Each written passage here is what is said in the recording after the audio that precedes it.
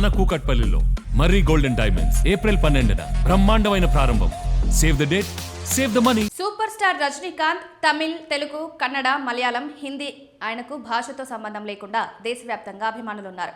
కేవలం ఇండియాలోనే కాకుండా ప్రపంచవ్యాప్తంగా కూడా రజనీకి ఫ్యాన్స్ ఉన్నారు. ముఖ్యంగా జపాన్, థాయిలాండ్, బ్యాంకాక్ సహా పలు దేశాల్లో సూపర్ స్టార్ సినిమాలకు విపరీతమైన క్రేజ్ ఉంది.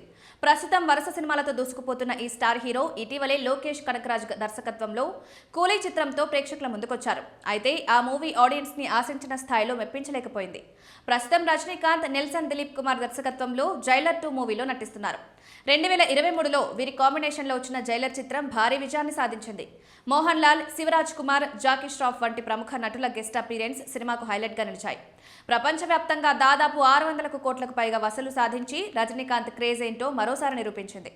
దీంతో సీక్వెల్ గా రాబోతున్న ఈ మూవీపై భారీ అంచనాలు నెలకొన్నాయి. కాగా ఈ సీక్వెల్లో మోహన్ లాల్, శివరాజ్ కుమార్ పాత్రలను కొనసాగిస్తూనే మరో తెలుగు స్టార్ హీరో కూడా కీలక క్యామియో రోల్ చేయనున్నట్లు వార్తలొచ్చాయి. ఆ పాత్రలో టాలీవుడ్ స్టార్ నందమూరి బాలకృష్ణ నటించనున్నారన్న ప్రచారం సినీ వర్గాల్లో బాగా వినిపించింది.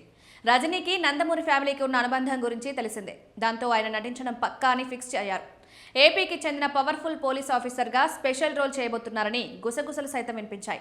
కానీ డేట్స్ అడ్జస్ట్ కాకపోవడంతో బాలయ్య ఆ ప్రాజెక్టు చేయలేకపోయారని సినీ వర్గాల్లో చర్చ నడుస్తోంది. అయితే కొద్ది రోజులుగా సోషల్ మీడియాలో షారూక్ ఖాన్ స్పెషల్ కామియో చేయబోతున్నారని జోరుగా డిస్కషన్ నడిచింది. షారూక్ నటించిన రావణ్ సినిమాలో చెన్నై ఎక్స్ప్రెస్ మూవీలో రజనీకాంత్ రిఫరెన్స్ ఏ రేంజ్లో వర్కౌట్ అయ్యాయో అందరికీ తెలిసిందే. అంతేకాకుండా వారి మధ్య ఉన్న సాన్నిహిత్యం కారణంగా షారూక్ నటించడం పక్కా అని ఫిక్స్ అయ్యారు.